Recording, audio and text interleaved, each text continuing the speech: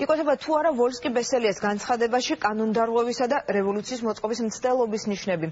კონსტიტუციონალისტები მმართველი გუნდის წევრების განცხადებას სამართლებრივად აფასებენ. სპეციალისტებს კურიერის კორესპონდენტი ესაუბრა, ეკო მაღრაძე განაგრძობს თემას ბათუმიდან. კონსტიტუციონალისტთა ნაწილი ცალსახად არ ეთანხმება მმართველი გუნდის განცხადებას ეგრეთ წოდებულ საკონსტიტუციო რევოლუციასთან დაკავშირებით. სპეციალისტები კონკრეტულად განმარტავენ, რაც ითვალისწინებს ამ შემთხვევაში კონსტიტუცია და რისი უფლება აქვს საკონსტიტუციო სასამართლოს მოსამართლეებს. როგორც კონსტიტუციონალისტები აცხადებენ, სარჩელის შეცვლის ან დაზუსტების შემთხვევაში გადაწყვეტილებას იღებს საკონსტიტუციო სასამართლოს პლენუმი და თუ რომელიმე მოსამართლე ეჭობს, რომ პროცედურების შესაძლო კანონდარღვევით მიმდინარეობს, მას აქვს უფლება, რომ ხელი არ მოაწეროს სარჩელის შეცვლის ან დაზუსტების შესახებ მიღებულ დადგენილებას, მან მოამზადოს განსხვავებული აზრი და ამით დააფიქსიროს საკუთარი ოფიციალური პოზიცია საკონსტიტუციო სასამართლოში. კონსტიტუციონალისტები აცხადებენ, რომ ამ შემთხვევაში კანონდარღვევა არის გამორიცხული.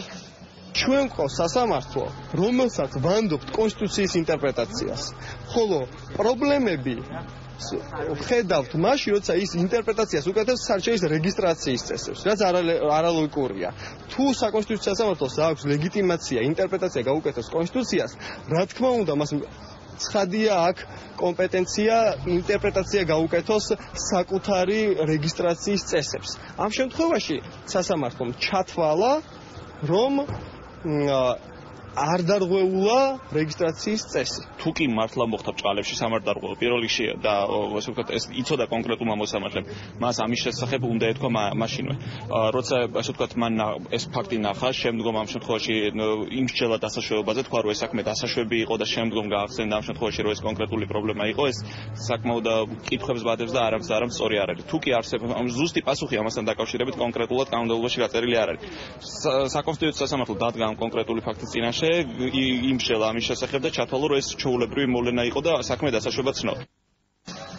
ეს განცხადებები კონსტიტუციონალისტებმა გააკეთეს ცოტა ხნის წინ ბათუმში საკონსტიტუციო სასამართლოში, სადაც მათ მიერ მომზადებული ერთობლივი სარჩელის განხილვა მიმდინარეობს. სარჩელი შეგახსენებთ, რომ უკავშირდება საკონსტიტუციო სასამართლოს შესახებ მიღებული კანონის რამდენიმე მუხლის არაკონსტიტუციურად ცნობას.